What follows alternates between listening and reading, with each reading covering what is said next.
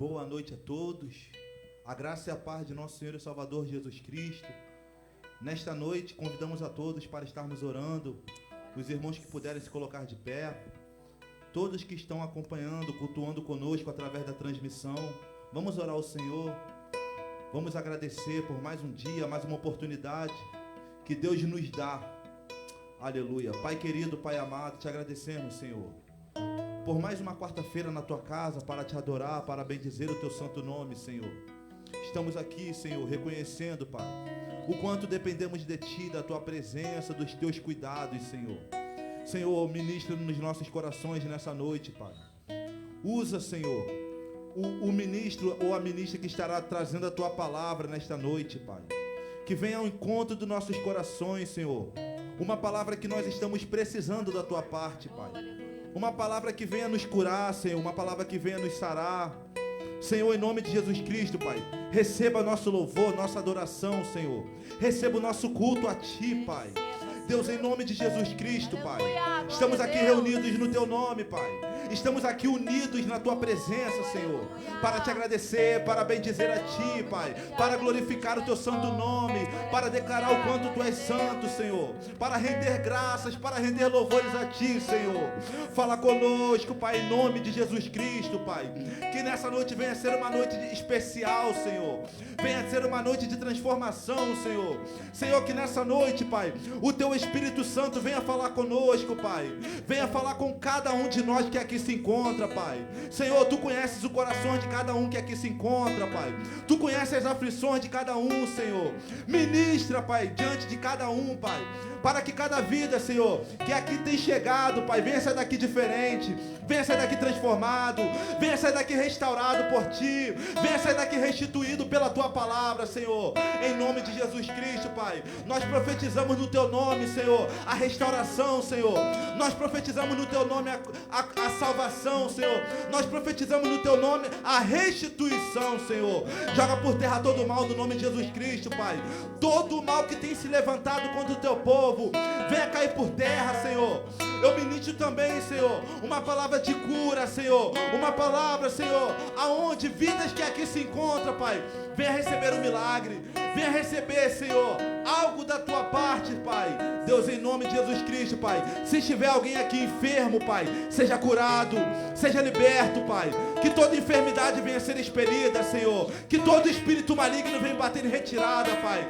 Nós profetizamos, Pai. Nós oramos a Ti, Senhor, te agradecendo por tudo, Pai. Muito obrigado pelo Teu Espírito, Senhor. Muito obrigado pela Tua presença, Senhor. Muito obrigado pela Tua graça, Senhor. Muito obrigado por tudo, Pai. Em nome de Jesus Cristo, Pai. Em nome de Jesus Cristo, Pai. Em nome de Jesus. Aleluia. Aleluia, Deus. Vamos louvar ao Senhor com um louvor que diz que o Senhor é bom e a sua misericórdia dura para sempre. Aleluia, glória a Deus.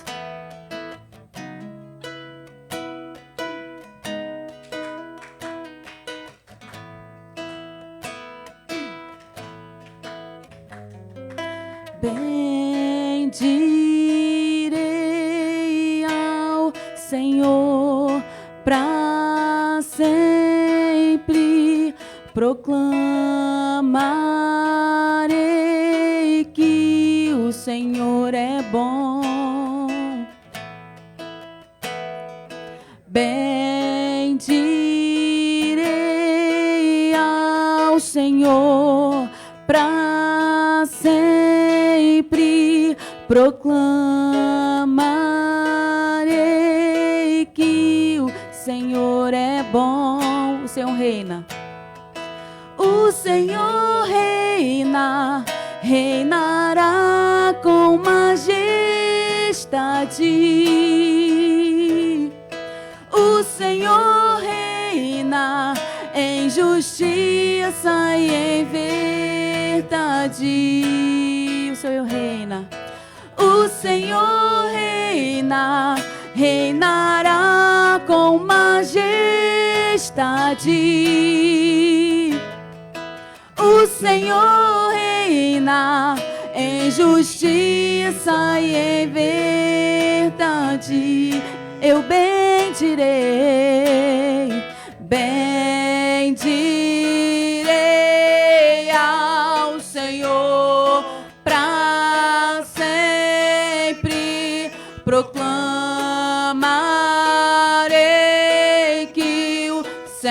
Senhor é bom. Bendirei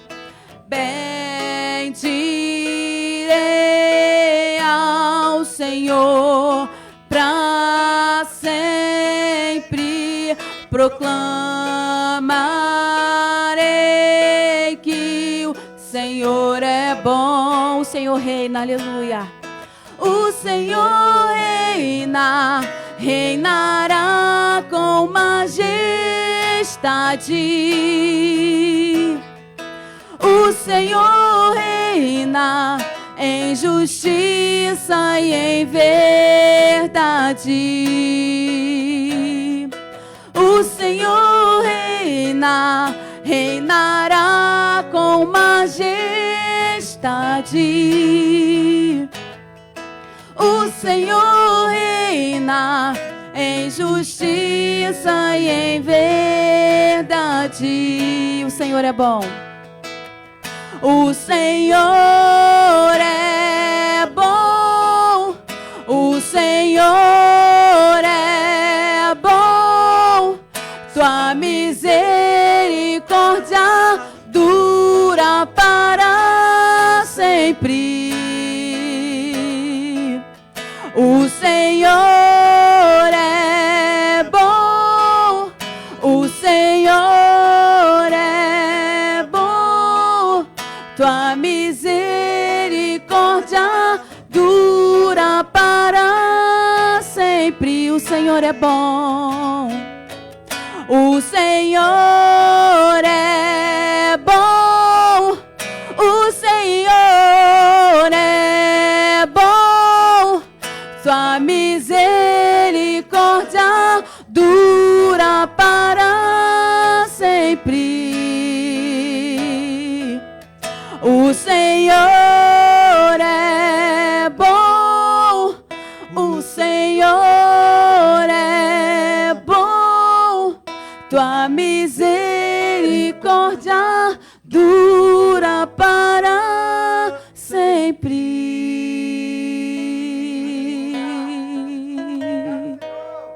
Oh, graças te damos, Senhor, pela tua bondade, ó Deus. Aleluia. Glória a Deus.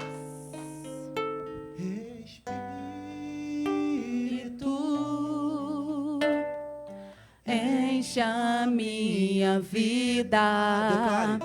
Espírito, enche a minha vida. Enche-me com teu poder, pois de ti eu quero ser.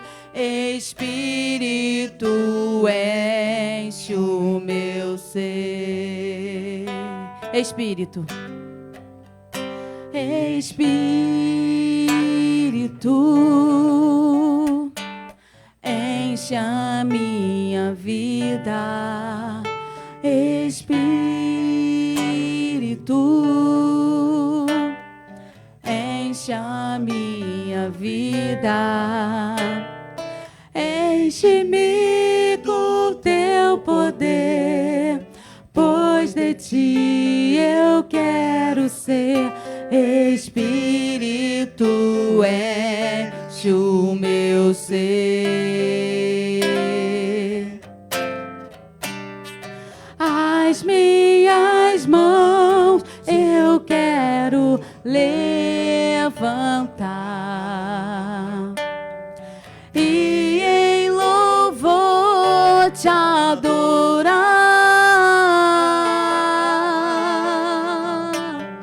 Meu coração eu quero derramar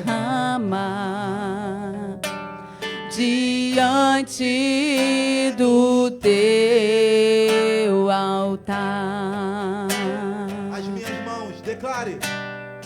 As minhas mãos eu quero levantar e em louvor te adorar.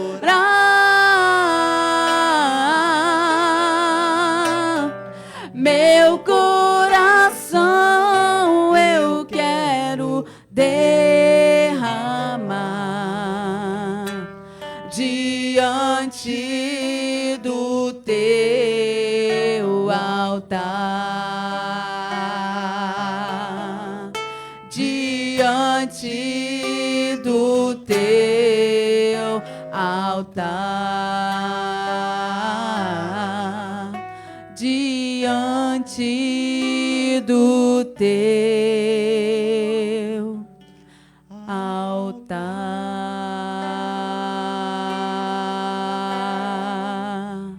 Oh, aleluia, Deus. Aleluia, estamos aqui na tua presença, Senhor, nos derramamos, ó Deus, nos derramamos, ó Deus, diante de ti, ó Pai querido. Oh, Deus, esquadrinha os nossos corações, ó Pai. Oh, Senhor, receba o nosso louvor e a nossa adoração, nos encha de Ti nesta noite, ó Deus. Precisamos de Ti, Senhor. Dependemos de Ti, ó Pai, sem Ti nada somos, ó Deus. Por isso estamos aqui, ó Deus, para declarar que Tu és santo, que Tu és poderoso, que Tu és o Rei dos reis, o Senhor dos senhores, que não há outro Deus igual a Ti, digno de ser adorado, de ser exaltado, médico dos médicos. Aleluia, glória a Deus. Te adoramos, ó Deus, te adoramos, ó Deus, aleluia. Quero levantar minhas mãos. Oh, aleluia, levante a sua mão e adore ao Senhor. Quero levantar minha voz,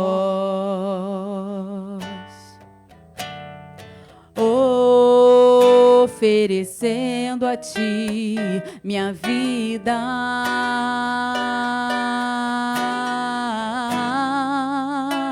em santidade, amor.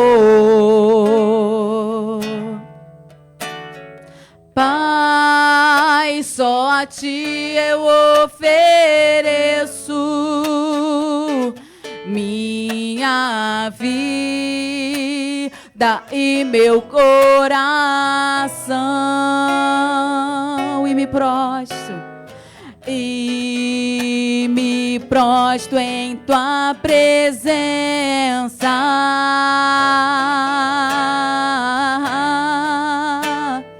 em adoração.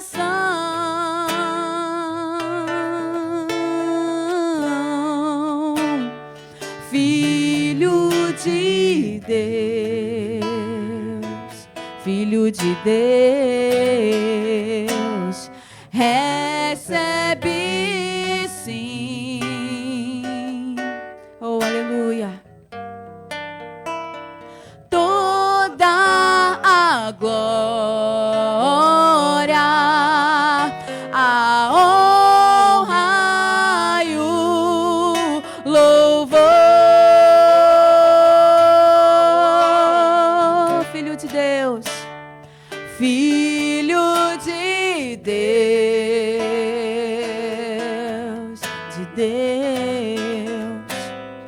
recebe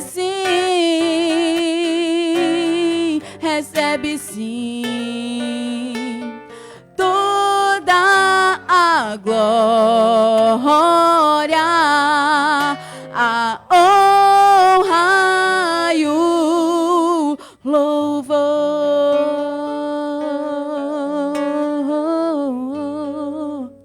Oh, aleluia. Quantos pode adorar o nome do Senhor? Quantos pode levantar as tuas mãos e dizer: Senhor, estamos aqui para te adorar, para bendizer o teu santo nome, Pai. Vamos declarar mais uma vez: quero levantar minhas mãos. Quero levantar minhas mãos. Quero levantar minha voz. Quero levantar minha voz. Oferecendo a Ti minha vida,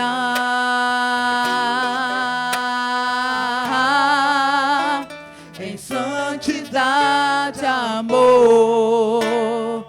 Pai, só a Ti ofereço. Pai, só a Ti eu ofereço minha vida vida e meu coração. E me prostro em tua presença. E me prostro em tua presença.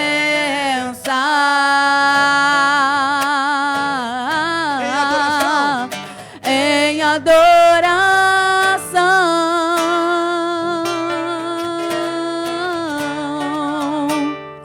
Filho de Deus, recebe sim. Oh, glória a Deus. Toda a glória, a honra e o louvor. Filho de Deus, Filho de Deus,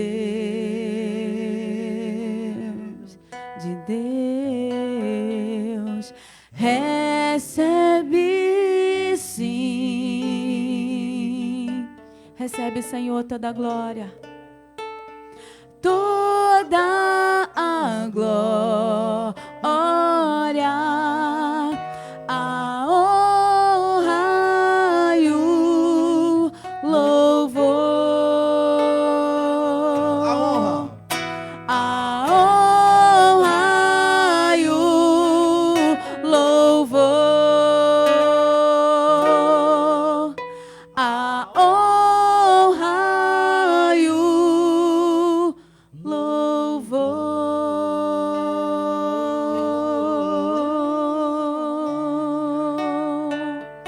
Oh, glória a Deus. Aleluia. Glória a Deus.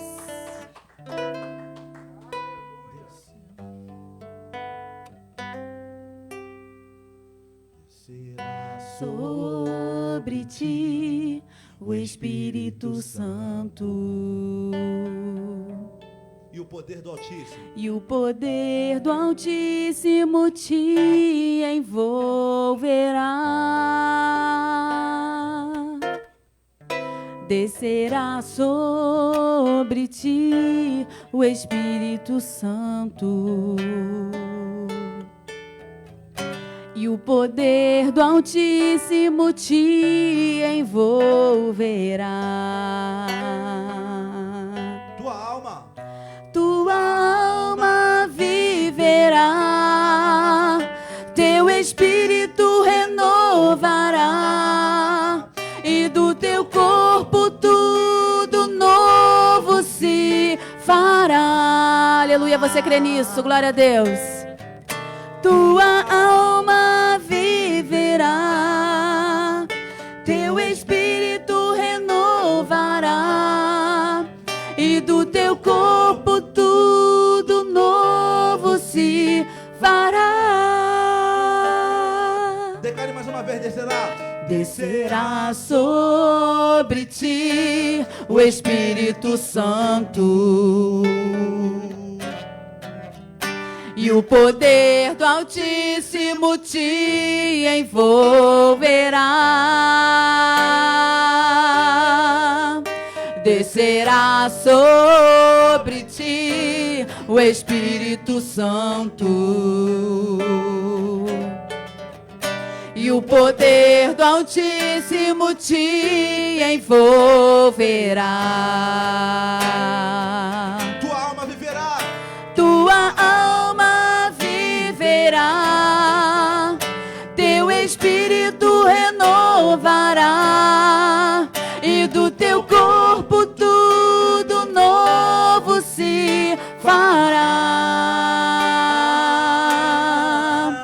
Tua alma viverá, teu espírito renovará, e do teu corpo tudo novo se fará.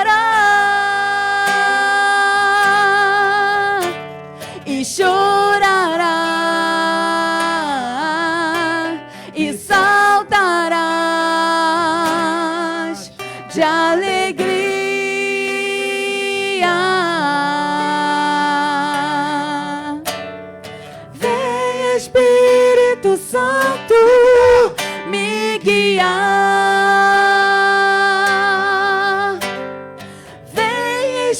Espírito Santo, restaurar. Vem, Espírito Santo, visitar. Vento do Espírito, vento do Espírito, sopra neste lugar e enche os nossos corações. Tua alma viverá, teu espírito renovará, e do teu corpo tudo novo se fará. Tua alma viverá, teu espírito renovará, e do teu corpo tudo novo se fará. Vem, Espírito Santo, me guiar. Vem, Espírito Santo, restaurar. Vem, Espírito Santo, visitar.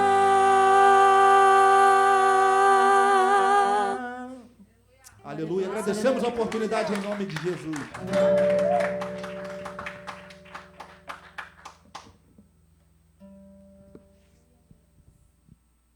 Glórias a Deus. Boa noite, meus amados irmãos. A graça e a paz do nosso Senhor Jesus Cristo. Podem tomar os vossos assentos. Eu disse para Deus nesses louvores tudo o que eu queria dizer. Eu falei demais com o Senhor através desses louvores.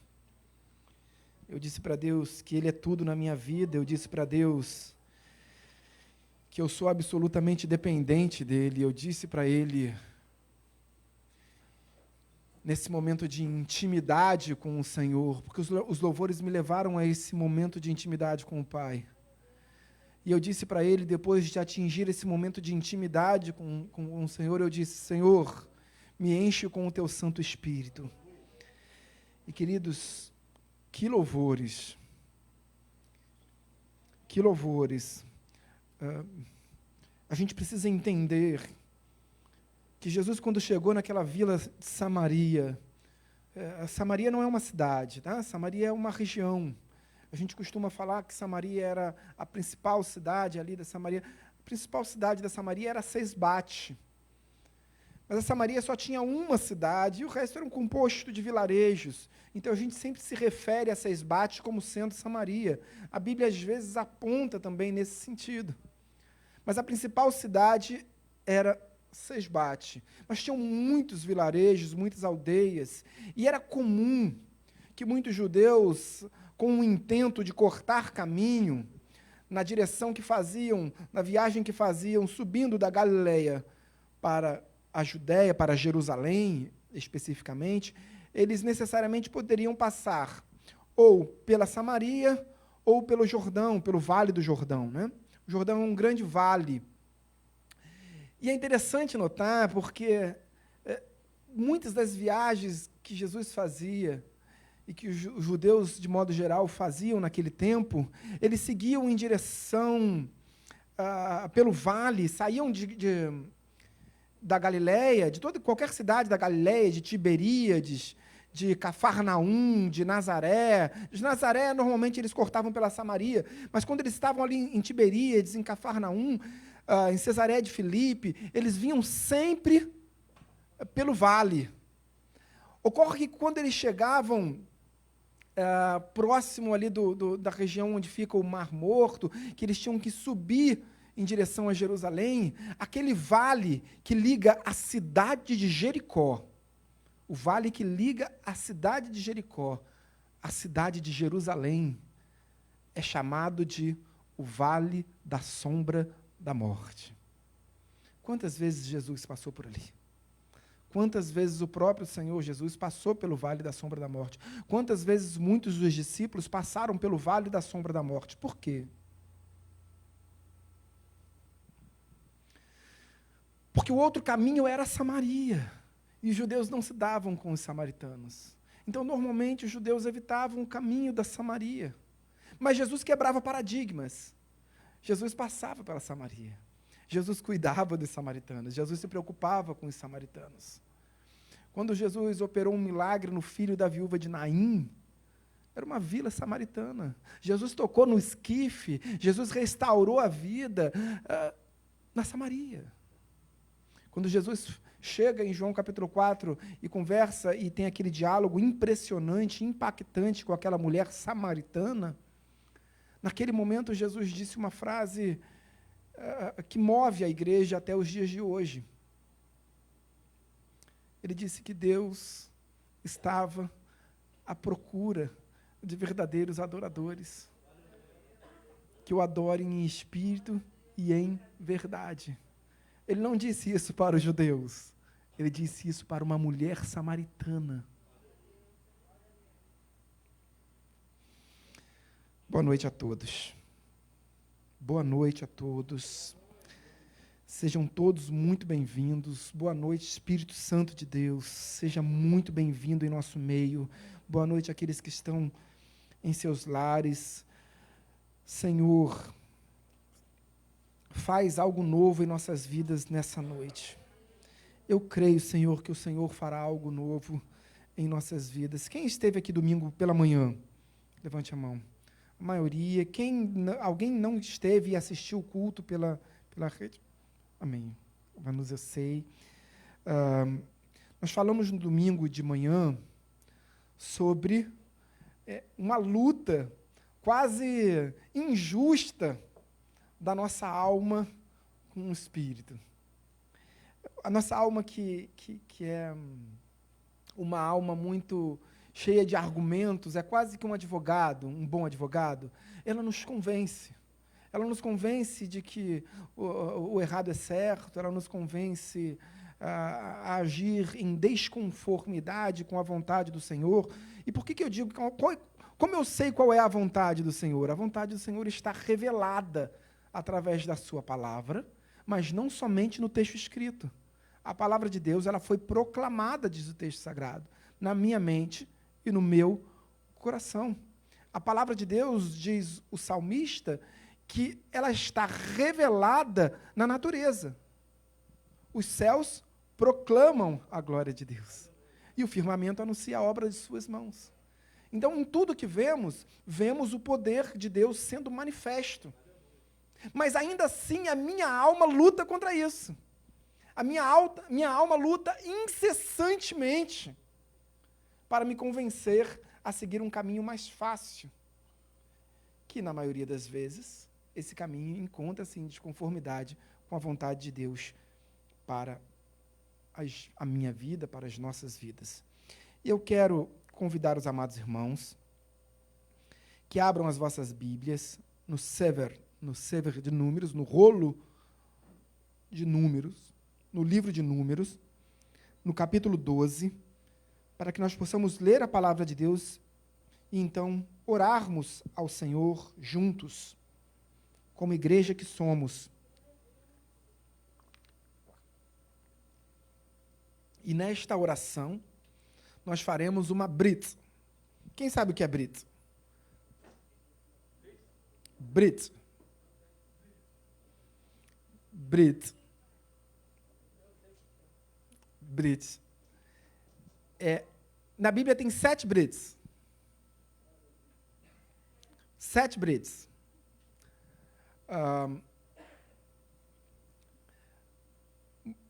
Nós vivemos sobre uma nova aliança. Uma aliança selada no sangue de Cristo. Ele diz, essa é a nova aliança. Uma nova aliança no meu sangue. Uma brit é uma aliança. Uma aliança é um acordo, uma aliança é um tratado. É um tratado que ambas as partes precisam aceitar, precisam apor o seu aceite, a sua assinatura, a sua concordância. Ninguém é obrigado a seguir a Deus. Ninguém é obrigado a viver sob a nova aliança. Você pode viver sob a aliança do mundo. Você não precisa estar aqui. É uma opção sua, ninguém te forçou. Certamente, o Espírito Santo ele te convenceu. Ele te trouxe aqui através do convencimento, da justiça, do juízo, do pecado. O Espírito Santo nos convence quando erramos. Ele nos convence dizendo assim, olha, a sua alma te conduziu a esse caminho, e esse caminho é um caminho de injustiça, é um caminho de morte, é um caminho de pecado. Porque o salário do pecado, Romanos 6, verso 23, o salário do pecado é a morte, ou seja, a paga, o alimento do pecado. Então, quando a gente escuta os conselhos da nossa alma, exclusivamente os conselhos da nossa alma, nessa luta incessante, a gente tende a um caminho desvirtuado. A gente tende a um caminho de erros, um caminho de derrotas. Mas Deus é um Deus de restauração. Amém? Números capítulo 12. Todos acharam? Verso de número 3. E assim diz a palavra do Senhor. Era o varão Moisés muito manso. Oremos. Senhor, meu Deus e meu Pai, em nome de Jesus, graças te damos. Obrigado, Deus. Obrigado, Senhor, pela revelação das Sacras Escrituras. Obrigado, Deus, pela proclamação das Sacras Escrituras. Obrigado, Deus, porque a Tua verdade se revela em nós. Se revela através da leitura da Tua palavra, Deus, e compreendemos, ó Deus, qual é a Tua vontade através da verdade revelada. Graças te damos, ó Pai. Graças te damos porque o Senhor fez a Tua palavra chegar até nós. Passados séculos, gerações, nós estamos aqui diante da Tua palavra. E Deus, a Tua palavra também diz que o Senhor é o Verbo. Então, se o Senhor é o Verbo e nós estamos aqui diante da Tua palavra, nós estamos diante de Ti, Pai. Nós estamos diante da Tua presença, Deus. Então, graças te damos por isso, ó Deus. Oramos todos em nome de Jesus. Amém e amém. O profeta Jeremias, ele disse assim certa vez, procureis e me achareis. Ele está dizendo assim, é uma promessa. Deus revelando-se através da boca do profeta Jeremias. Ele diz, procureis e me achareis. Isso é uma grande promessa para as nossas vidas, e nós temos que tomar posse dessa promessa. Quando você procura Deus, você acha. Mas Deus nos dá uma condição para que nós possamos encontrar com Ele, viver esse encontro genuíno com Deus. Todas as vezes que nós vivemos encontros com Deus, a Bíblia, todos os relatos de encontros com Deus, são relatos muito impactantes. O encontro de Noé com Deus, o encontro de Jacó com Deus, o encontro de Isaías com Deus, do próprio Jeremias. Foram encontros muito impactantes. O encontro de Moshe, de Moisés, também um encontro muito impactante. Mas Deus, revelando através da boca do profeta Jeremias, Jeremias capítulo 29, verso 13, ele diz assim, procurareis e me achareis quando me buscardes de todo o coração. Então, é uma condição sine qua non para que nós possamos viver esse encontro com Deus. Mas o interessante é como se busca Deus de todo o coração. Porque você vem à igreja e você traz da igreja, traz do mundo, o seu cotidiano, as suas árduas tarefas diárias, as suas preocupações, os seus anseios, os seus sonhos, as suas dificuldades. Você traz para dentro da igreja o seu desemprego. Muitas vezes você traz para dentro da igreja o seu luto. Você traz para dentro da igreja aquilo que Deus já realizou na sua vida, ou seja, sonhos concretizados, bênçãos, milagres. Então, tudo aquilo que envolve a sua vida, que permeia o seu viver diário, você traz junto com a sua história de vida. E é natural que assim nós façamos. Cada um de nós tem uma história, tem um passado. Deus não quer apagar o seu passado. Ele tira da memória dele apenas os seus pecados. Mas a sua história é importante para Deus. A sua história é importante para você. Mas a minha história foi na Umbanda. Queridos, a sua história na Umbanda foi importante para você. Entenda isso, que Deus vai usar o seu passado para te trazer à memória as dificuldades, o seu deserto, as suas escolhas erradas. Vejam, Moisés tem um encontro com Deus muito genuíno. E Deus, naquele encontro com Moisés, ele entrega as tábuas da lei. Quem escreveu a lei? Deus. Diz a palavra do Senhor que Deus escreveu na pedra. Não foi Moisés. Deus não ditou e Moisés escreveu. Deus escreveu na pedra. Deus escreveu nas tábuas da lei e entregou a Moisés. Moisés, diante daquelas pedras valiosas, ali com a grafia de Deus, ele desce o Monte Sinai como o homem mais rico da história da humanidade. Vocês concordam que Moisés tinha o maior tesouro já visto pela humanidade, ali com as tábuas da lei? E quando ele desce com aquele tesouro valioso, ele encontra o seu povo adorando um bezerro de ouro. E o que Moisés faz com as tábuas da lei? Ele quebra. E aí, exatamente naquele dia 17 de Tamuz, no dia 17 de Tamuz, quando Moisés desce pela primeira vez do Monte Sinai, Moisés vai ao Monte Sinai por 3 vezes. Por 3 vezes. Na primeira vez, ele recebe as tábuas da lei. Na segunda vez, ele recebe as segundas tábuas da lei. Na terceira vez, ele vai só para pedir perdão. Ele só para estreitar o relacionamento com Deus. E não era pouco. O povo havia pecado. Deus disse, eis que esse povo, Êxodo capítulo 32, eis que é um povo de dura cerviz, é um povo cabeça dura. E eu vou exterminar esse povo da face da terra. E Moisés disse, Senhor, lembra de quem tu és. Se arrepende do mal. Se arrepende, perdoa os meus filhos. São teus filhos também, perdoa. E aí no verso 32, Moisés diz assim, Senhor, se o Senhor não vai perdoar os pecados do meu povo, também não quero nem que perdoe os meus. Risca o meu nome do livro da vida. Isso era intimidade com Deus. Eu não vou dizer isso para Deus. Eu não vou dizer isso para Deus. Mas Moisés tinha uma intimidade que nenhum homem havia vivenciado. Nenhum. E absolutamente nenhum. Nenhum. E a gente vive nessa luta incessante. E a gente precisa de 3 grandes fatores para vencer essa luta. Porque nós falamos muito no domingo dessa luta, da alma contra o meu espírito. Nós falamos muito das consequências dos nossos erros. Nós falamos muito de o que acontece quando erramos. Nós falamos muito aqui do Tisha B'Av, das consequências do erro. Os judeus fazem um dia de enlutamento, um dia de tristeza, pelas consequências das escolhas erradas. E a gente vai entender, se entendemos como esse processo acontece, a gente precisa agora entender como vencermos essa batalha. Entendemos, ok, vivemos essa luta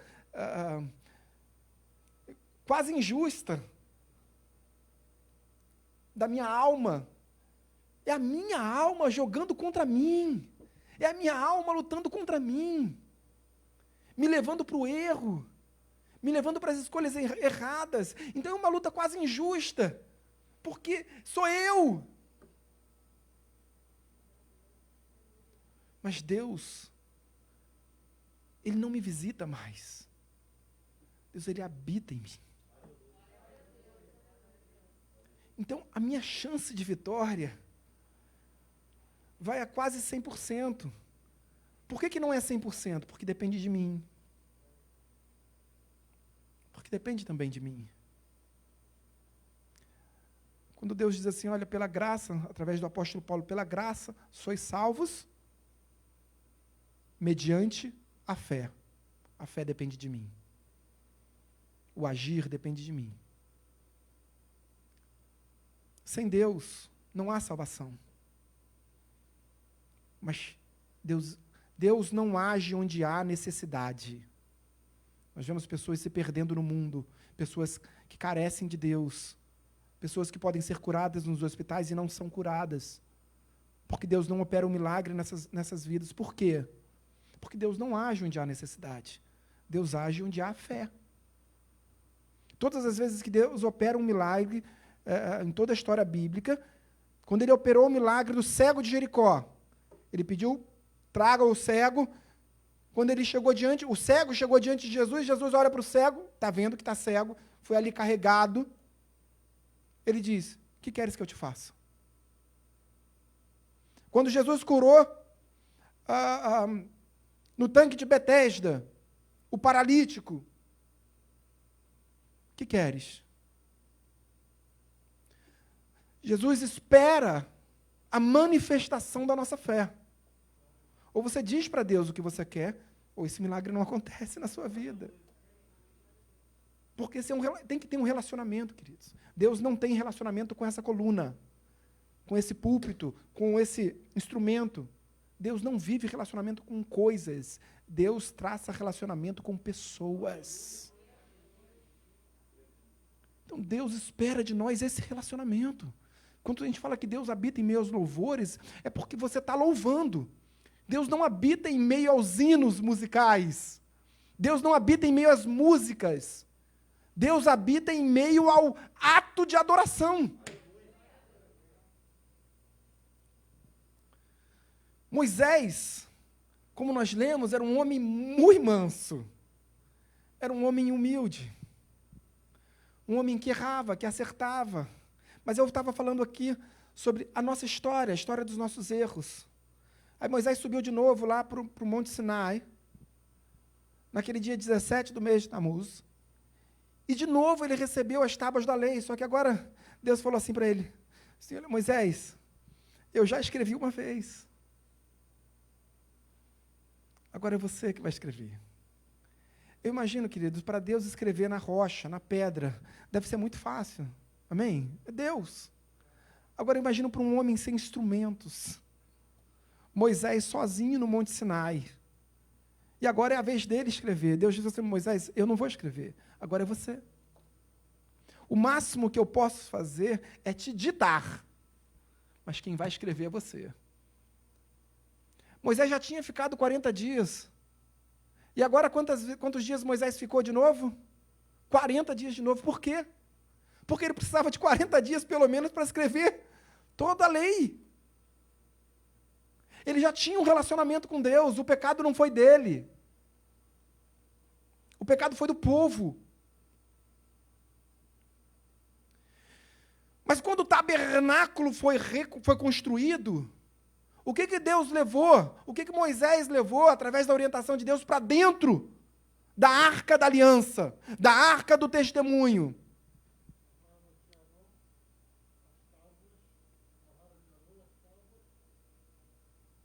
E o pote com maná. Perfeito. Deus fez Moisés levar as tábuas da lei, o maté, o bordão, o maté, e as pedras da lei. O vaso do maná, as pedras da lei e o maté, o bordão. Qual tábua da lei? As duas. A tábua quebrada estava dentro da Arca da Aliança. Por quê? Porque Deus considera o seu passado. Porque o seu passado, ainda que errado, faz parte da sua história. E Deus restaura. Não tinha uma vida quebrada, não tinha uma pedra quebrada, esmiuçada. Deus dá outra. Mas para Deus dar outra, tem um processo. Deus falou assim, olha, eu já te dei. Você quebrou. Agora você precisa caminhar, você precisa escrever de novo, você precisa se esforçar. Mas para os judeus, Moisés é o maior de todos os homens que já viveram na terra. Vocês sabiam disso? Que para os judeus, Por isso que Moisés é chamado de Moshe Rambam, o mestre Moisés. Ele é maior do que Abraão, do que Isaac e do que Jacó.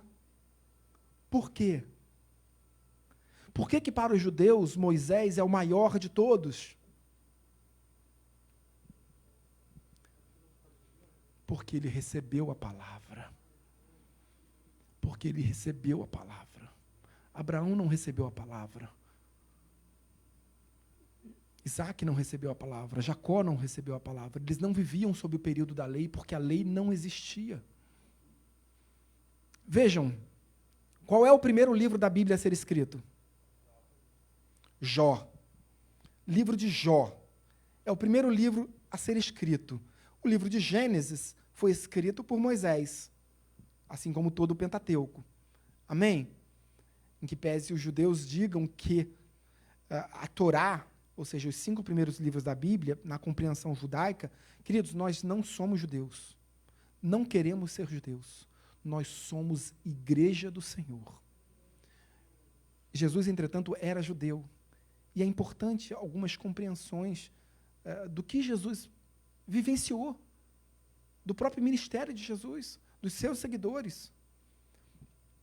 E os judeus entendem que a Torá é composta pelos 5 primeiros livros da Bíblia. Entretanto, muitas vezes, a Torá é tão forte para os judeus, ele é tão importante, que eles se referem, muitas vezes, quando eles falam Torá, eles estão se referindo a Tanakh, que é a Bíblia judaica. A Bíblia judaica inteira é chamada de Tanakh. O que é a Tanakh? É a junção da Torá, e por isso esse Tanakh, porque é um acrônimo, Nevim, os profetas, e Ketuvim, os escritos. Então, Tanakh vem da junção dessas 3 palavras, Torá, Nevim, Ketuvim. Para os judeus, a Torá, e tão somente a Torá, é o único livro de toda a Bíblia que não foi escrito por homens. Foi escrito por Deus. Os demais livros, assim como nós cremos, eles são inspirados por Deus, inspirados pelo Espírito Santo. Não é isso que Paulo diz a Timóteo? 1 Timóteo capítulo 3, verso 15. Então, mas a Torá para os judeus, ela foi escrita pelo próprio Deus. Moisés foi apenas foi o responsável por transcrever esse texto. Ocorre que Moisés recebeu esse texto. Moisés teve o grande privilégio, a honra de receber essa palavra de Deus, sob a qual os judeus vivem, sob a qual nós vivemos. Mas é interessante a gente entender por que Moisés, então, recebeu. Por que não foi Abraão? Por que não foi Isaac? Por que não foi Jacó? E como isso muda a história da humanidade, não apenas da nação de Israel. Jacó... nós falamos aqui do primeiro livro a ser escrito, o livro de Jó. Por que o livro de Jó foi o primeiro livro a ser escrito? Como nós sabemos que o livro de Jó foi o primeiro livro a ser escrito? Porque Jó dizia que ele oferecia sacrifícios ao Senhor. E como é possível um homem oferecer sacrifícios ao Senhor, se não através dos sacerdotes?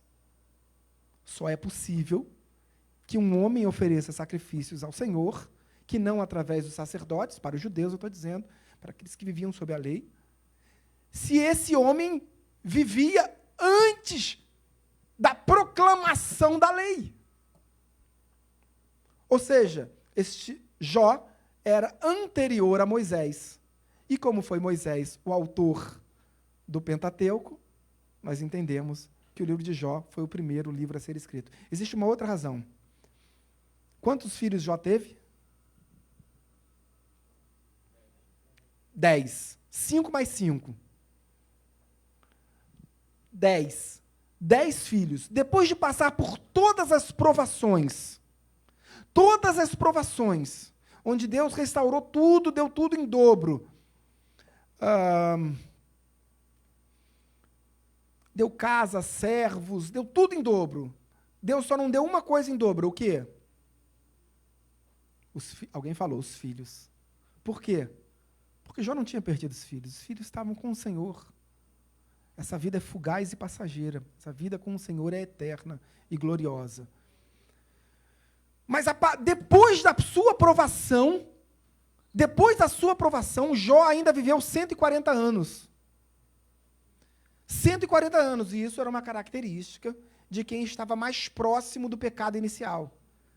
Ou seja, antes de Moisés, mais próximo de Abraão e de Isaac. E até anterior. Né? Pois bem, mas há uma característica que nós lemos aqui. O primeiro ponto que você tem que entender, que você tem que compreender, para começar a mensagem de hoje, para começar a homilia, o primeiro ponto que você deve gravar no seu coração, para você viver uma experiência com Deus, é a humildade de espírito. Porque Jesus disse, lá no início do Sermão do Monte, bem-aventurados os humildes de coração, porque deles é o reino dos céus. Amém? Conseguiu entender isso? Agora você consegue compreender, fazer uma analogia, fazer um link. Faz um link comigo desse verso com o verso dito pelo profeta Jeremias. Buscareis e me achareis quando me buscardes de todo o coração. Ou seja, você se esvazia de você mesmo e o seu coração deixa todos os seus compromissos do lado de fora e ele volta-se exclusivamente para Deus. Quando isso é possível? Quando há humildade de espírito. Por quê? Por quê, queridos? A Bíblia diz aqui, que no verso que nós lemos, que era o varão Moisés muito manso, ou seja, da mesma raiz do humilde, ou seja, muito humilde, mais do que todos os homens que havia sobre a terra. Moisés era o homem mais humilde de todos. E por isso, ele vivia uma experiência com Deus de receber a palavra. Porque naquele momento, ele estava vazio dele mesmo. Quer ganhar uma luta com a sua alma? Se esvazie dela. E se enche do Espírito Santo. O que Moisés foi se esvaziar. Sim, queridos, nós somos egoístas. Eu sou muito egoísta. Eu sou extremamente egoísta. Talvez eu não seja muito egocêntrico. Eu não acho que o mundo gira ao meu redor. Se eu tenho alguma função importante, seja na minha vida ministerial, na minha vida secular, na minha vida profissional, se eu não ocupar essa função, Deus vai me substituir, vai colocar alguém muito melhor do que eu. Deus, se eu não der aula na escola bíblica dominical, Deus vai levantar alguém melhor do que eu para ministrar essas aulas. Isso é absolutamente um fato inquestionável.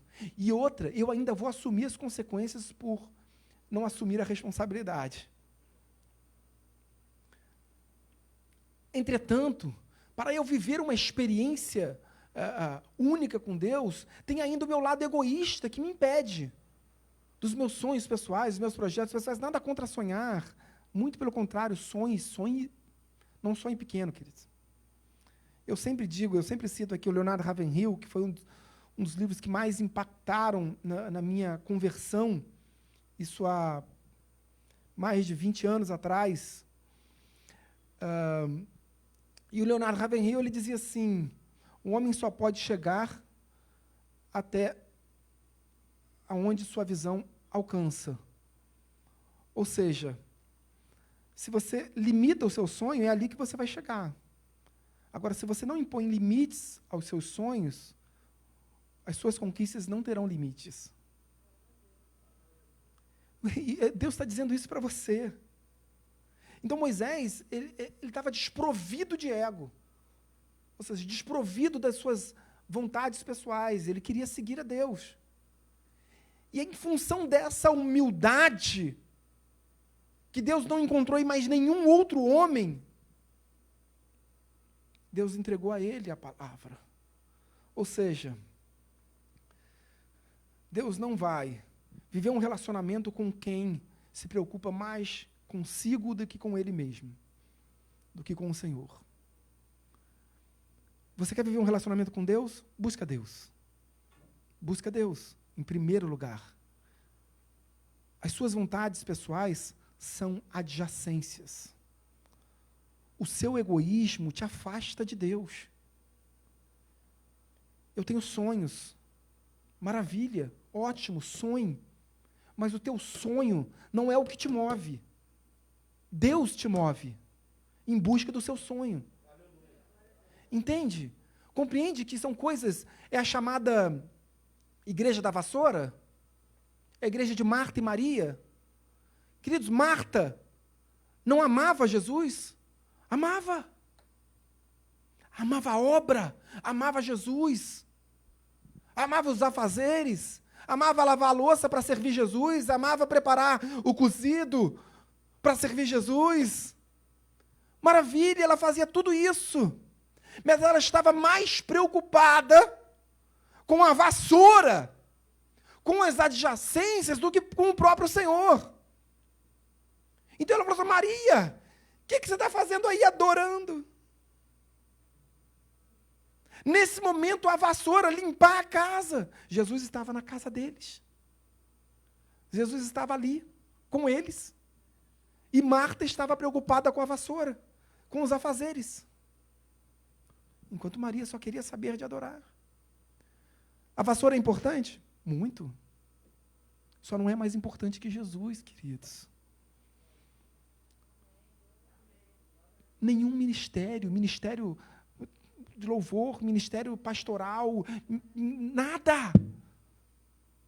Nada pode ser mais importante do que o Senhor. E muitas vezes isso acontece nas nossas vidas. Isso parece uma frase tão óbvia. Queridos, vamos lutar. Vamos nos esforçar, porque a gente tem caído nisso. Nessa armadilha. De que tudo é mais importante que Jesus.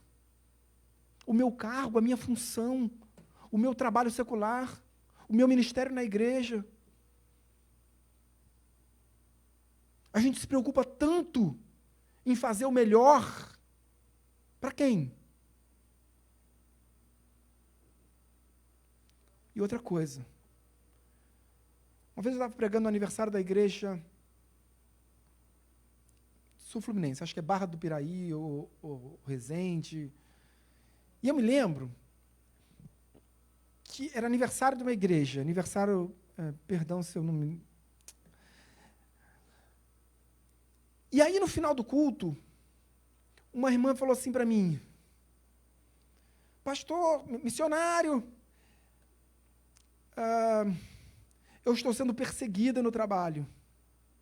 Eu estou sendo perseguida no meu trabalho, eu sou uma serva do Senhor, venho para a igreja todos os dias, todos os cultos, eu trabalho, eu sou não sei isso, mas no meu trabalho secular, a minha vida está em ruínas, porque eu estou sendo perseguida, a minha chefe me persegue, e eu vejo que nós somos em 4 no meu setor, e só eu estou sendo perseguida. Certamente é por causa da minha fé, porque os outros não são evangélicos. E aí eu comecei a orar, a interceder, e eu comecei a entender aquela situação espiritualmente. E eu falei com ela assim: mas irmão, o que acontece? Me conta isso direito. Eu falei: não, às vezes eu chego um pouco atrasado. Às vezes... Porque, missionário, eu tenho que me dedicar à casa do Senhor. Queridos, quando Paulo escreve à igreja da Galácia, ele diz assim: olha, fazei o melhor. Ele não diz na casa de Deus. Ele diz: fazei o melhor sempre. Sempre. E aí ele continua dizendo assim, para demonstrar que ele não estava se referindo tão somente à casa de Deus. Ele falou assim: fazei o melhor sempre, como se estivesse fazendo para o Senhor. Como se estivesse fazendo para o Senhor. Porque é o Senhor quem lhes dará a recompensa, ele diz. Ainda que você não faça para o Senhor, ainda que você tenha um chefe, você vai fazer em função do seu cargo, ainda que você, na sua casa, você vai fazer ali uma atividade na sua casa, faça sempre o melhor. A Bíblia não nos ensina a fazer tão somente o melhor na casa de Deus, a fazer sempre o melhor. Porque nós somos luz do mundo e sal da terra, nós temos responsabilidades, queridos. Mas Moisés era um homem muito humilde. Mas não é uma humildade como a gente percebe, a humildade que é o oposto do egoísmo, humildade no espírito. A humildade no espírito te leva a viver um relacionamento intenso com Deus, a ponto de você questionar Deus. A ponto de você dizer para Deus se você gosta, se você não gosta. Porque você entende que Deus se faz presente na sua vida de uma forma absurda, absoluta, inquestionável. Por quê? Porque há humildade no espírito. Você entende que você precisa vencer essa batalha contra a sua vontade pessoal e permitir que Deus haja na sua vida. Isso é uma condição absolutamente sine qua non para viver experiências com Deus. Sem humildade não há recebimento da palavra. Moisés recebeu a palavra porque era humilde. A Bíblia diz isso, que Deus escolheu Moisés porque ele era humilde. Moisés era profeta? Moisés não era profeta. Moisés nunca foi profeta. E para aqueles que pensavam naquele momento que Moisés era profeta, Deus disse expressamente: Moisés não é profeta, mas vai receber a minha palavra, porque é humilde. Quem é o profeta? É aquele que recebe a palavra de Deus e diz o que vai acontecer. Esse é um profeta. Mas Moisés, Deus disse: olha, esse não é profeta. Olha o que diz o texto, só para vocês entenderem. Verso 6 desse mesmo capítulo de Números 12. Então disse, ouvi, Deus falando, ouvi agora as minhas palavras. Se entre vós há profeta, eu, o Senhor, em visão a ele me faço conhecer, ou falo com ele em sonhos. Não é assim com meu servo Moisés, que é fiel em toda a minha casa. Boca a boca falo com ele, claramente, e não por enigmas, pois ele vê a forma do Senhor. Como, pois, não temestes falar contra o meu servo, contra Moisés? E a ira do Senhor contra eles se acendeu. Arão e Miriam se levantaram falando contra Moisés. E Deus interviu e, em meio à nuvem, disse: olha, como vocês se atrevem a falar contra Moisés, meu servo? Porque quando eu falo com um profeta, quando eu revelo a minha palavra a um profeta, eu o faço através de visões ou através de sonhos. Mas com Moisés, não. Com Moisés eu falo intimamente, eu falo face a face, porque nele eu encontrei humildade de espírito.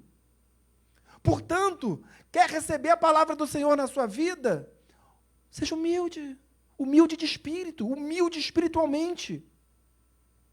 É isso que Deus te pede para viver esse relacionamento, para te dar vitória em relação na sua luta contra a sua alma, contra as suas vontades pessoais, contra as suas vontades carnais. Paulo diz que Deus nos libertou.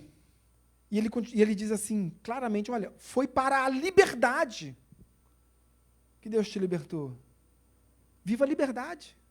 Seja livre. Mas Paulo continua dizendo assim, olha, entretanto, não deixe que essa liberdade excessiva te conduza a um caminho de erro. Dê ocasião à carne, dê permissão à sua alma. Você tem total liberdade para seguir a Cristo ou não, livre-arbítrio. Mas em função dessa liberdade, muitas vezes a nossa alma nos conduz a um caminho de perdição. Então, o primeiro ponto para você vencer essa batalha, humildade de espírito. E a consequência disso é o segundo ponto, é o recebimento da palavra. Puxa, eu sei que a palavra do Senhor, ela vai me dar vitória. Eu sei que a palavra do Senhor, que a revelação daquilo que foi escrito, ela vai me dar vitória. Mas para entender, para receber essa palavra, eu preciso ter humildade no meu coração. eu preciso ter humildade no meu espírito. A autoridade de Moisés não estava nos milagres. Moisés fez milagres no Yam Tsuf, no Mar Vermelho, no Mar dos Juncos, como dizem os judeus. Moisés fez milagres, aliás, Deus operou milagres através da vida de Moisés, com as 10 pragas, libertando o povo do cativeiro egípcio que durara 400 anos. Mas a autoridade de Moisés perante o povo não estava nos milagres, nem no bordão. Estava na palavra do Senhor. Olha que coisa incrível. Presta bastante atenção. Quando Deus falou com Moisés, diz o texto de Êxodo capítulo 19, que Deus fez questão de falar com Moisés por uma espessura de nuvem. O que isso quer dizer? Que enquanto Deus estava dando a Moisés a lei, enquanto Deus estava falando com Moisés, estava todo o povo ouvindo. Ali estava a autoridade de Moisés. Ali o povo via, o Senhor fala com Moisés. Quando Moisés vive esse relacionamento com Deus, ali está a autoridade. A autoridade não está em milagres. A autoridade não está em sinais, maravilhas e prodígios. A autoridade está na palavra do Senhor. Maomé, calma, não tem heresias, queridos. Maomé, o profeta do Islã, ele dizia que o povo judeu, ele mesmo chamava o povo judeu de o povo do livro. Eu quero ser conhecido como o povo do livro. Eu quero ser conhecido como, olha lá, o homem Bíblia. Olha lá, sempre com a Bíblia. Olha lá, o crentão. Jesus também recebia... Quando as pessoas falavam que Jesus era um nazareno, não era um elogio. Eles estavam escarnecendo de Jesus. Mas pode algo bom vir de Nazaré? Hoje eu faço questão de ser o povo do livro, de ser o crente.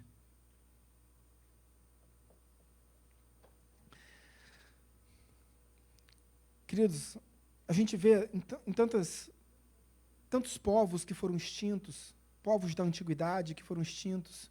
Se a gente citar aqui algumas centenas de povos que foram extintos. Incas, maias, persas, sim, tantos outros. Mas o povo judeu foi preservado. Por quê? Porque era o povo do livro. O povo do livro, ele é preservado. O povo do livro tem vitória no fim. Você compreende que você precisa viver esse vínculo com a palavra de Deus? Você precisa estabelecer um vínculo da sua vida com a palavra do Senhor? Queridos, eu tenho muitos erros, eu tenho muitas falhas. Mas eu tenho buscado estabelecer na minha casa, sempre busquei estabelecer na minha casa um vínculo dos meus filhos, das minhas filhas, com a palavra do Senhor. Você pode fazer perguntas para as minhas filhas e ela vai te responder sobre a Bíblia.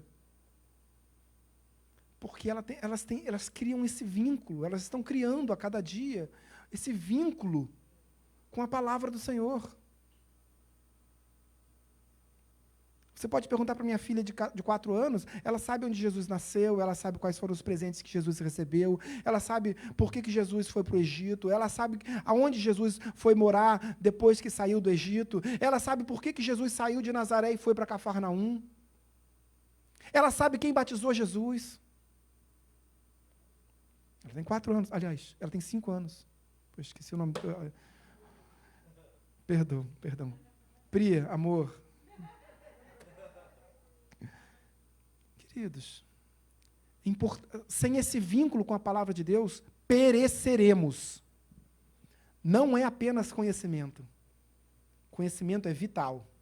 Não foi isso que Oséias disse? Conhecimento é vital.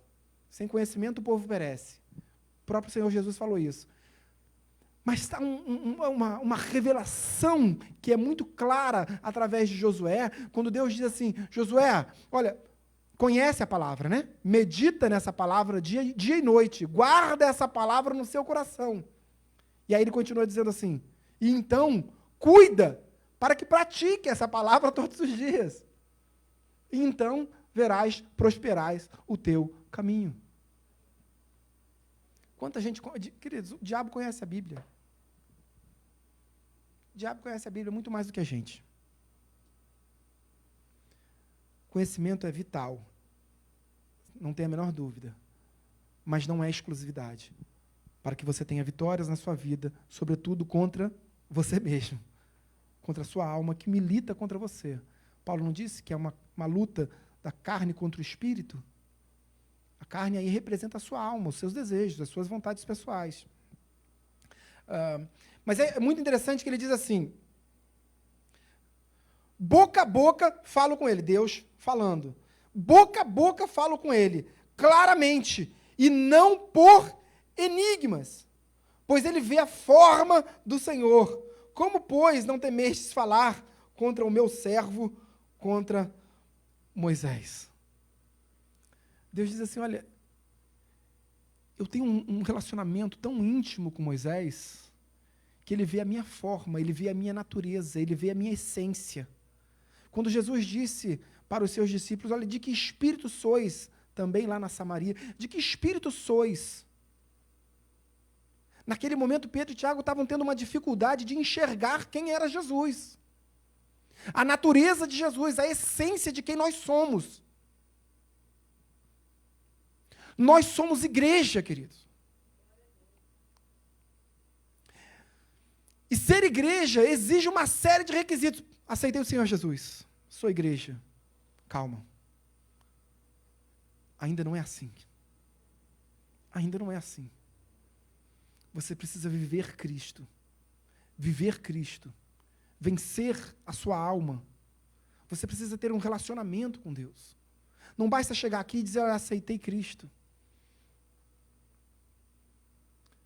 Deus diz, quando essa árvore não dá fruto, Ele corta.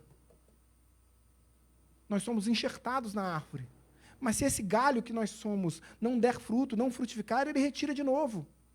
Esse enxerto que Ele fez, Ele retira. Ele corta. Porque Deus está dizendo assim, olha, o reino de Deus é tomado, é conquistado por esforço. Abraão disse para Deus assim, Senhor, Deus tinha dito para Abraão, Abraão, sai da tua terra, sai da casa de teus pais, vai para a terra que te mostrarei, fartei de ti uma grande nação, e Deus foi abençoando Abraão. Eu disse aqui o Letlecha, Abraão, sai-te para ti mesmo. Quando o primeiro chamado para Abraão é uma transformação individual, é uma transformação pessoal, é a transformação do caráter. E aí, a partir daí, Deus começa a te usar. Mas você precisa estar desprovido dos seus sentimentalismos, dos seus desejos pessoais. Se permita ser transformado. E depois Deus vai te usar. Mas depois que Deus já estava ali operando na vida de Abraão, Deus diz assim, Abraão, agora eu vou te dar aquela terra prometida. Aquela terra eu vou te dar por herança. Quando você recebe uma herança, o que você fez para receber essa herança, queridos? Nada. Você não fez nada. Não fez nada. Eu tenho um amigo que recebeu uma herança. Estávamos no tribunal e ele estava lá, ele não é servidor do tribunal, mas estava lá no tribunal. E aí, de repente, ele soube, ligaram de um escritório de advocacia na Barra da Tijuca, pedindo para ele ir até lá, e depois a história se desenvolveu, e ele descobriu que ele herdou uma herança multimilionária. Assim, de muitos milhões. Ele não tinha pai rico, não tinha mãe rica, os pais já eram falecidos já há muito tempo, mas ele não viveu em abundância. Mas um tio distante tinha comprado terras de condomínios na Barra. E isso se desenvolveu e ele descobriu que, enfim. O que ele fez para receber? Nada. Mas com Deus não é assim. Vai pensar, mas Deus, então, se assim é no mundo, com Deus... Porque no momento que Deus diz assim, Arão, eu vou te dar essa herança, essa terra que eu prometi, essa promessa é minha para você, eu vou te dar. Aí o que Abraão diz para Deus? Senhor, Gênesis capítulo 15, como saberei eu que hei de lerista? Como saberei eu que hei de conquistar? Quando a terra foi conquistada, quando a terra foi conquistada, 700 anos depois, Deus deu ou a nação de Israel teve que conquistar?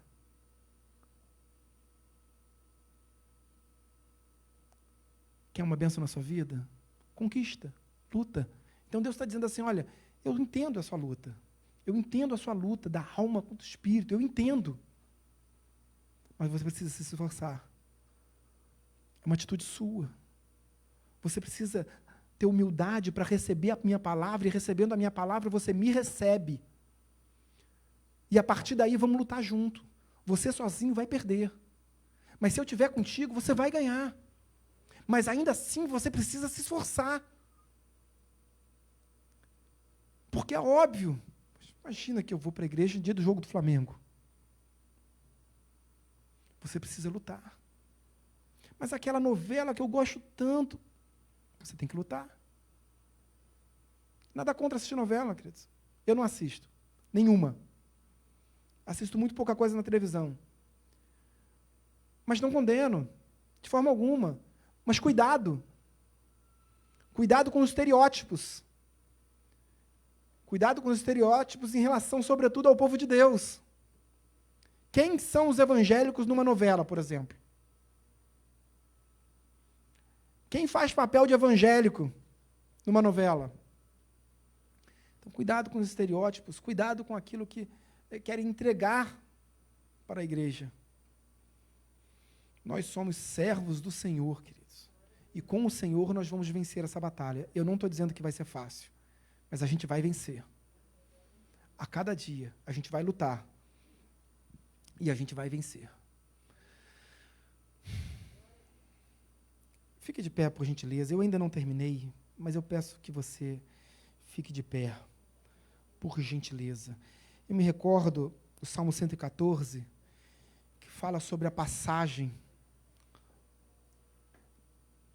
do Mar Vermelho. Alguns estudiosos dizem que esse Mar Vermelho, que essa passagem, a parte que eles passaram do Mar Vermelho, foi uma parte de aproximadamente até 18 quilômetros. Imagina uma nação passando por 18 quilômetros, era quase que uma fila indiana. Os judeus entendem que era quase que uma fila indiana, é uma expressão que eles têm, inclusive, na Mishnah, nos ensinos dos sábios judeus. E que essa passagem durara 6 horas. Queridos, foram 6 horas de provação. Ou vocês acham que aquela fé de quem passou 400 anos num cativeiro era inabalável? Eles estão passando e eles estão olhando as ondas ao lado. E eles estão imaginando assim, poxa, será que eu vou conseguir? Será que essa onda, será que esse mar não vai se fechar quando eu estiver bem no meio? Eu imagino os judeus querendo um passar pela frente do outro. Não, deixa eu correr, deixa eu correr. Um atropelando o outro. E Moisés falando, não, calma, calma, vamos seguir em fila. Porque isso é promessa de Deus. Eu imagino a luta espiritual de Moisés para acalmar o povo, para passar pelo Mar Vermelho.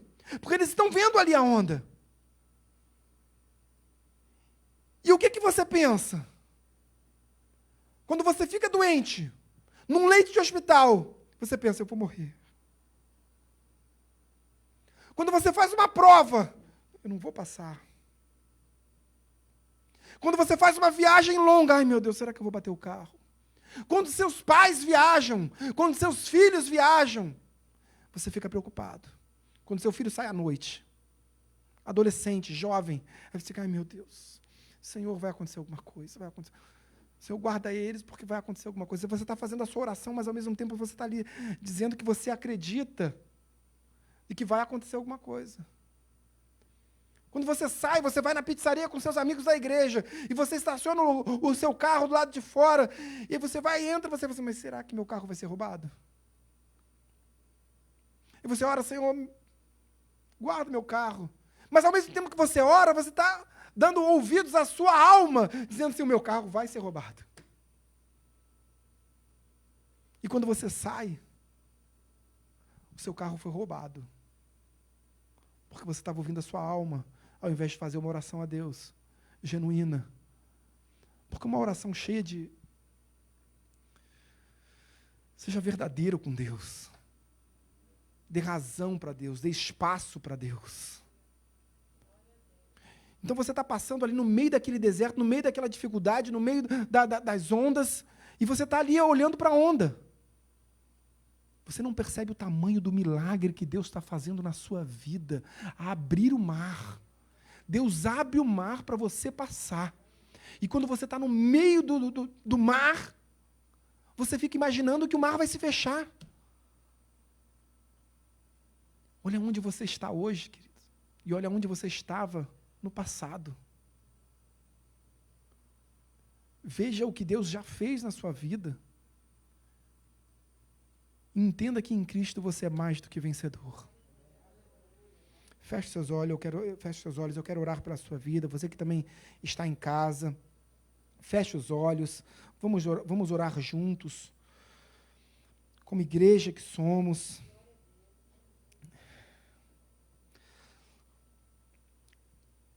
Deus, Pai, obrigado, Deus.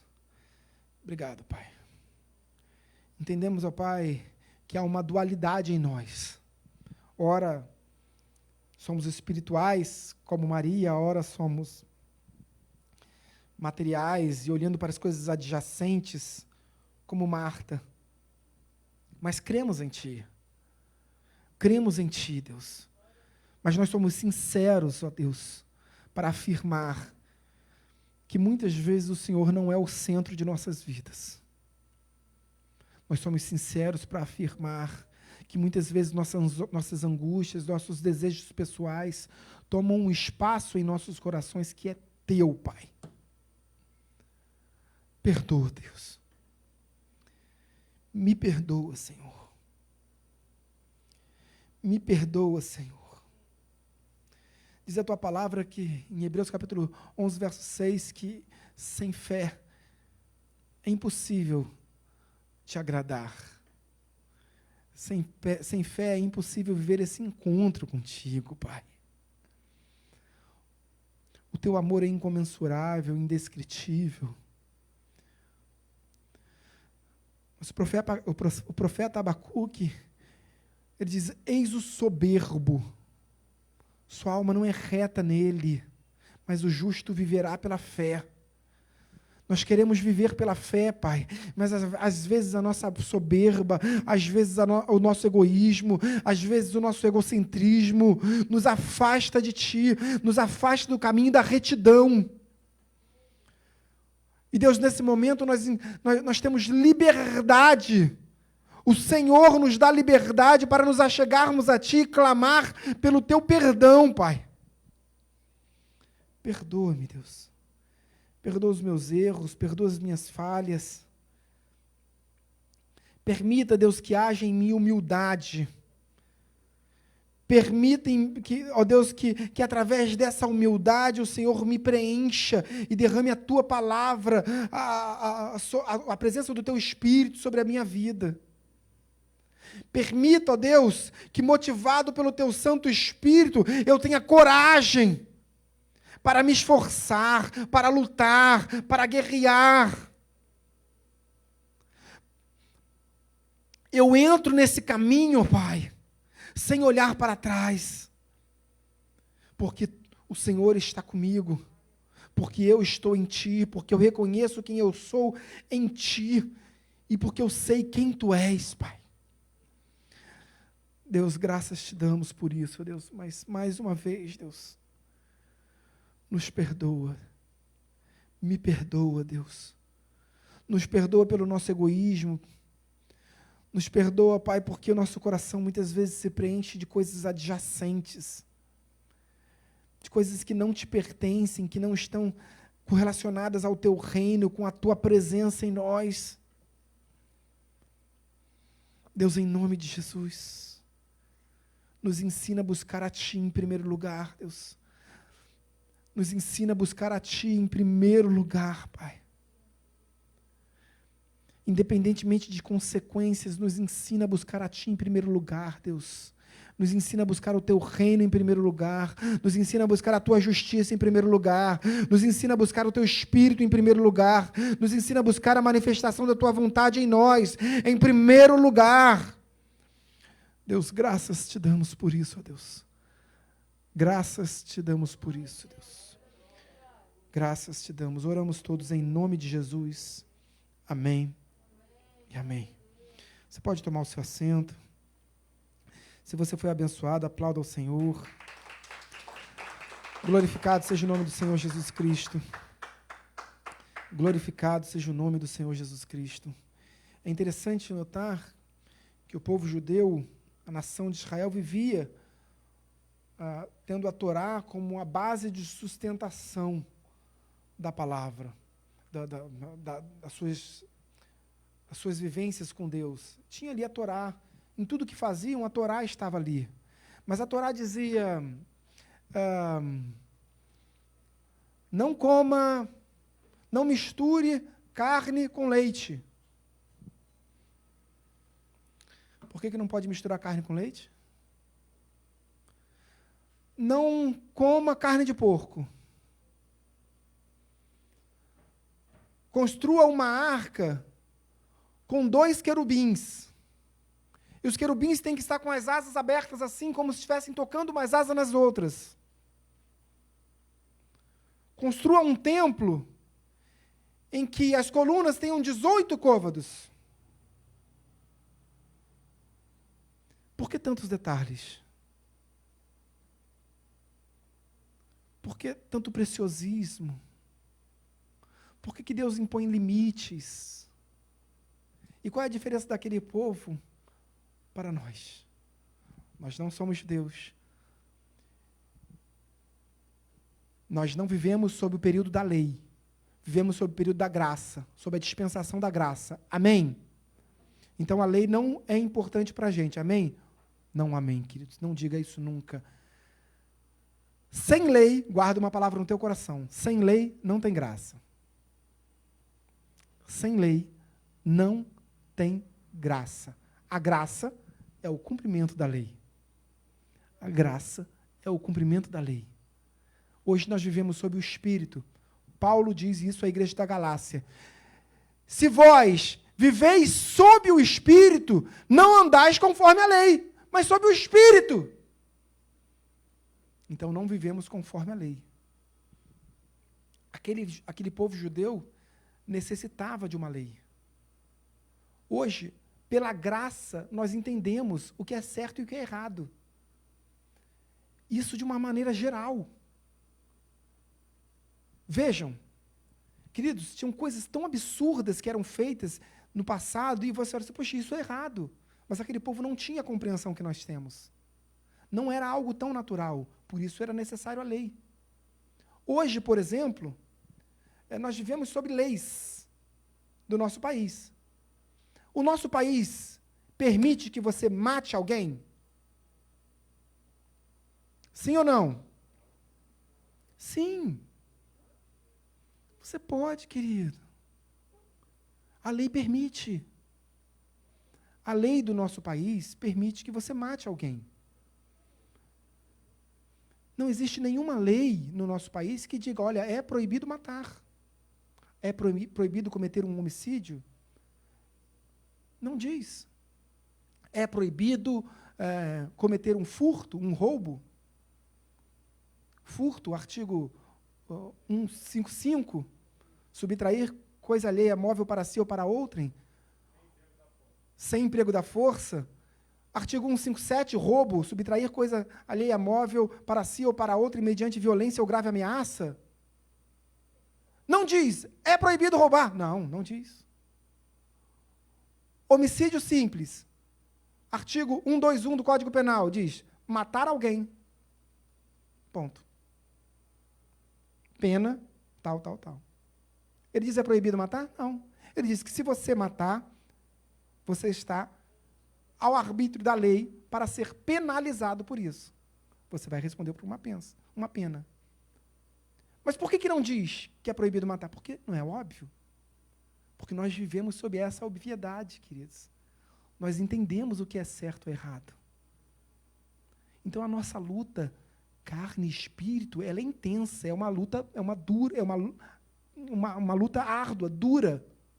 Mas não me venha dizer que você não sabe o que é certo e o que é errado. O povo judeu precisava de lei. Nós não precisamos. Nós sabemos o que é certo e o que é errado. Quando pecamos, sabemos no exato momento que pecamos. Quando agimos em desconformidade com a vontade do Senhor, não é porque diz a Bíblia que você não pode matar, porque a Bíblia não diz isso. Nós vemos sobre o período da graça. A Bíblia diz quais são as obras da carne e do espírito. Nenhuma delas é crime. Mas você sabe o que é certo e o que é errado. 1 Coríntios capítulo 16. 1 Coríntios capítulo 16. Momento de dízimos e ofertas. Eu já passei um pouquinho do horário, né? Agora que eu percebi. Desculpem. Desculpa, queridos. Agora que eu percebi. Diz assim, eu serei breve. Quanto à coleta para os santos, fazei vós também, como ordenei às igrejas da Galácia. No primeiro dia da semana, cada um de vós ponha de parte em casa, conforme a sua prosperidade, e vá juntando, para que se não façam coletas quando eu for. Fica por aí. Paulo orienta a igreja grega de Corinto a fazer ofertas, a entregar ofertas, a colher as ofertas, em qual dia da semana? Domingo. Todo domingo. Você vai separando durante a semana, porque o recebimento era diário. Você vai separando durante a semana, conforme a prosperidade de cada um. Ou seja, Paulo instrui que você oferte, mas com responsabilidade, com equilíbrio, com alegria, com entendimento.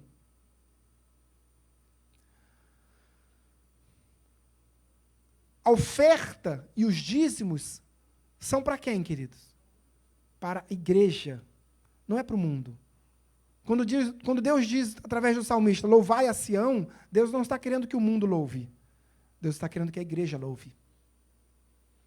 No momento de dízimos e ofertas, que denotam um relacionamento que nós temos com Deus, Deus não está dizendo que é para o mundo ofertar e para quem está no mundo dizimar. Cabe a nós, como igreja que somos. Nós temos envelopes em nossas poltronas, fique bastante à vontade, eu creio que nós temos um entendimento sobre isso. Fique bastante à vontade para ofertar ou não. Se você ainda não tem entendimento, aguarde o momento em que Deus trará entendimento para que você possa, então, participar deste momento tão abençoado.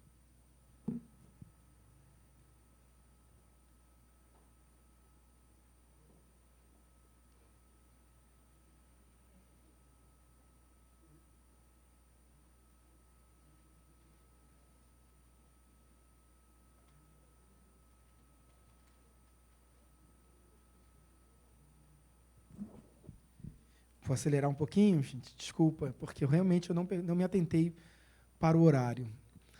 Vamos ficar de pé, vamos orar ao Senhor. Senhor, meu Deus e meu Pai, em nome de Jesus, graças te damos. Obrigado, Deus.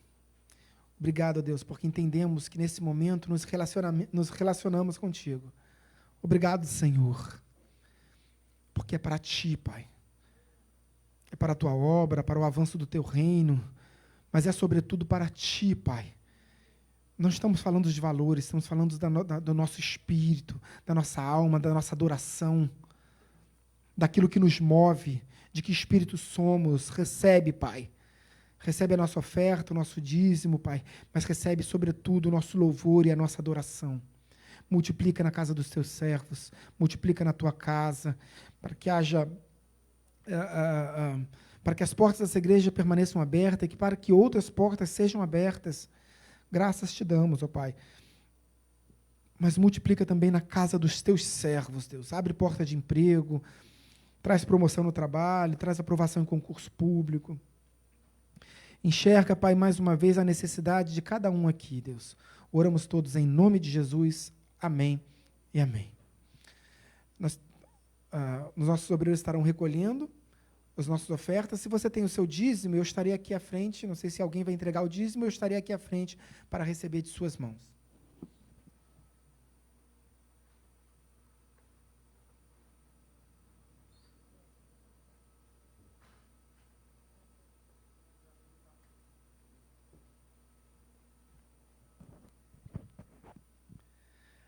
Amém.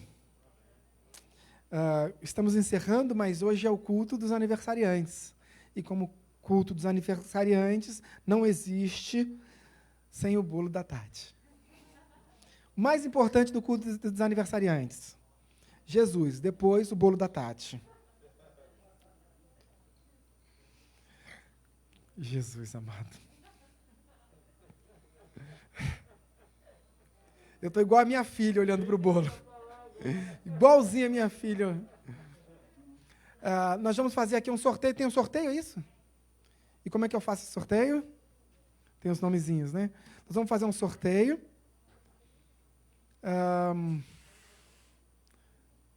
Tem aqui um sorteio dos nomes dos com os nomes dos aniversariantes do mês. Não é isso? Então, outubro e novembro. Então, tem aqui outubro e novembro. Então, vou olhar bem aqui, um a um, para ver se tem meu nome aqui, porque o meu é outubro.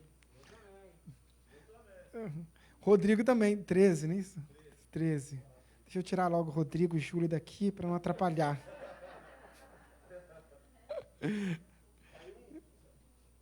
Deixa eu só ver se não é o meu, assim, porque se for o meu... Não, Rodrigo, deixa aqui. Vaso, tira aqui um nome aqui.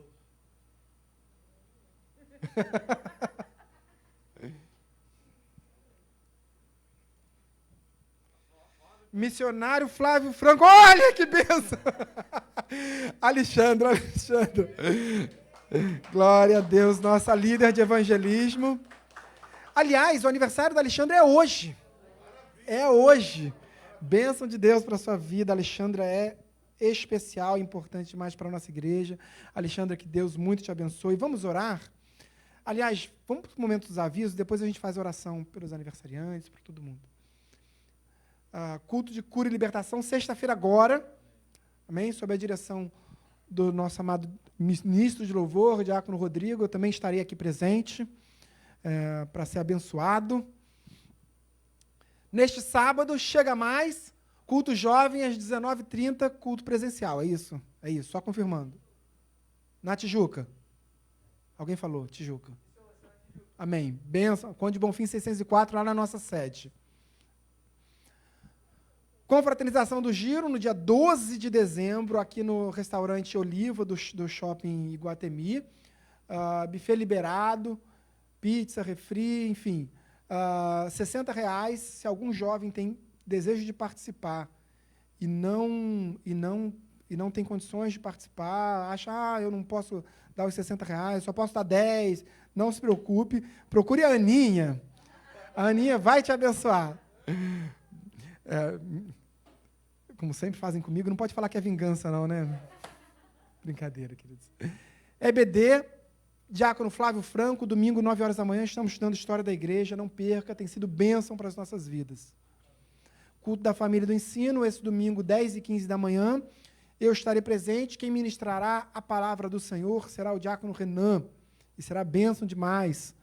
Culto de celebração em fé, domingo à noite, eu também estarei aqui e serei o responsável para ser usado por Deus para trazer a palavra do Senhor. Amém?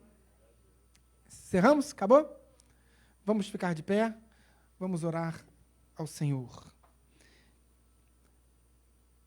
Senhor, meu Deus, meu Pai, em nome de Jesus, graças te damos. Obrigado, Deus. Obrigado por tudo que o Senhor nos proporcionou nessa noite, Deus. Obrigado, ó Pai, porque o Senhor nos demonstrou, Pai, através da leitura das Sacras Escrituras, que o Senhor está conosco na nossa luta contra a nossa alma. Deus, que o Senhor o Senhor vai nos dar vitória, Pai. Que em Ti somos mais do que vencedores. Então, graças te damos por isso, ó Deus. Abençoa todos aqueles que aqui estão, Pai, de uma forma sobrenatural. Abençoa aqueles que estão no aconchego dos seus lares, estão também acompanhando essa oração, esse culto a Ti. Deus, abençoa as pessoas que amamos, abençoa aqueles que estão ao nosso redor, aqueles que ainda não Te conhecem, Pai, mas que através do nosso testemunho, essas pessoas também irão dobrar os seus joelhos e confessar o Teu santo nome. Deus, oramos em nome de Jesus, despede a Tua santa igreja no amor do Deus Pai, na graça salvífica redentora do nosso Senhor Jesus Cristo e nas doces consolações do Paráclitos, o Espírito Santo de Deus. Assim seja hoje e para todo sempre. Em nome de Jesus, todo aquele que crê no poder dessa oração, diga amém e aplauda ao Senhor. Amém. Deus abençoe a todos. Até sexta-feira.